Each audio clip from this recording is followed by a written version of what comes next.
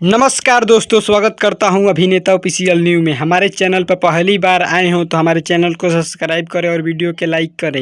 ये खबर है खेसारी लाल यादव जी के फिल्म, जिनका फिल्म का नाम है चोरी चोरी चुपके चुपके। उसी के बारे में बहुत ही बड़ी जानकारी देने वाला हूं दोस्तों।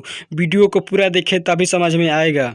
इस फिल्म का डायरेक्टर की बात किया जाए तो इस फिल्म का डायरेक्टर है रजनीश मिश्रा और प्रोड्यूसर हैं अभय सिन्हा जी, जो कि यशी फिल्म्स के मालिक हैं। और इस फिल्म में स्टार कास्ट की बात किया जाए तो इस फिल्म में स्टार कास्ट है खेसारी लाल यादव जी, और इसमें हीरोइन है सहर अप्सरा, जो कि मेहंदी लगा के रखना 3 में काम कर चुकी है। हाँ तो दोस्तों बता दूं कि इस फिल्म का एक गाना रिलीज होने वाला है, जिस गाने का नाम है तू लंदन की लड़की। इस गाने को रिलीज किया जाएगा 11 सितंबर सुबह 6 बजे इंटरटेन रंगीला यूट्यूब चैनल पर। जी हाँ दोस्तों, इंटरटेन रंगीला यूट्यूब चैनल पर 11 तारीख को सुबह 6 बजे।